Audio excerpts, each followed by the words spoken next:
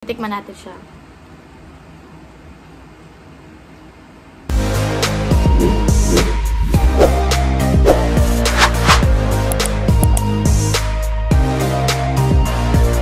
Hello everyone, it's me, Joella. Welcome to Better Reviews. For today's video, mayroon tayo pa product reviews at yung product na yun is itong Chanel hotdog ng 7-Eleven. So, tinanggal ko na siya sa lalagyan kanina, guys. Kasi busog pa ako. Nabasa yung lalagyan niya kasi nilagay ko sa rep. Wait lang. Inoven ko eh. May init pa. So, ito yung kasama niya. Yung dressing, tapos ketchup. Manhattan dressing 7-Eleven. Ito yung big bite ng 7-Eleven.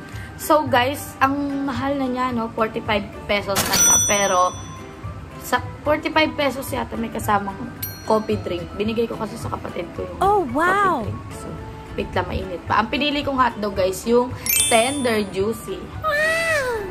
So, ayun siya. So, lagay natin yung dressing.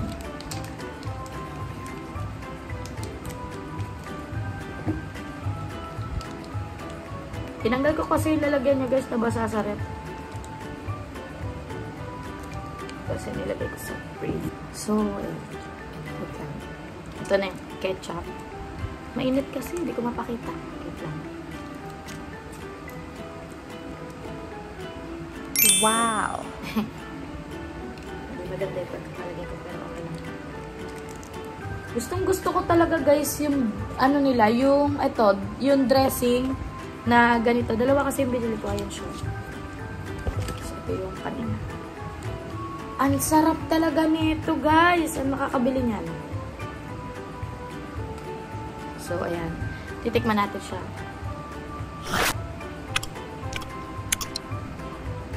Net.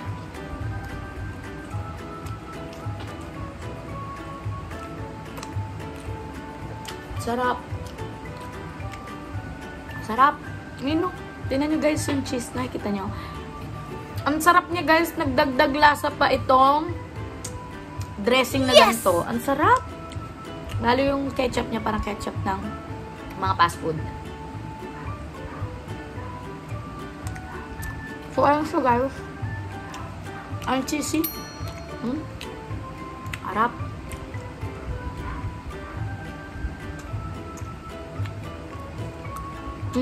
Kita nyo?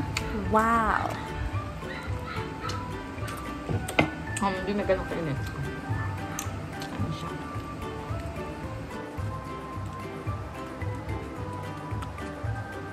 Just dami.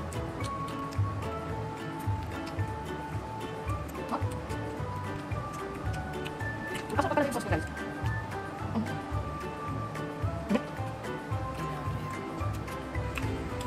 Up. Last 2 bite na lang ako or 1 bite. Oh no! 2 bite. Sarap. Ang ketchup niya maasim-asim.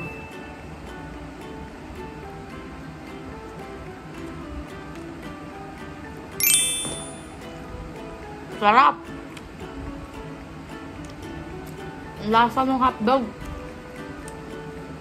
Lalo yung tinapay. Sarap na, lambot. Kahit nalagay ko na sa rep. Kasi inoven ko.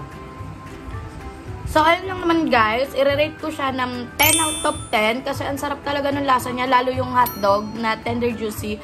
Ang cheesy niya. Tapos, dagdag mo pa tong dressing nila. Sobrang lasa. Sobrang sarap ng dressing. Dalawa to eh. Binili ko. Pares lang din naman na tender juicy. Kaya, ito napakita sa inyo. So, ayun guys. I-rate ko nga siya ng 10. Kasi, ang sarap talaga ng lasa niya. No? Hindi talaga siya nakakasawa. Kahit pricey na siya sa 45. Pero, okay lang din yun. Pero, normal kasi na yung mga hotdogan, ganun. 20 lang yan. No?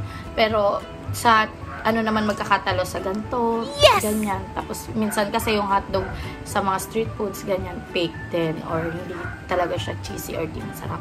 So, ayun guys. I hope you enjoy watching and don't forget to click the notification bell and subscribe to our YouTube channel, Better Reviews.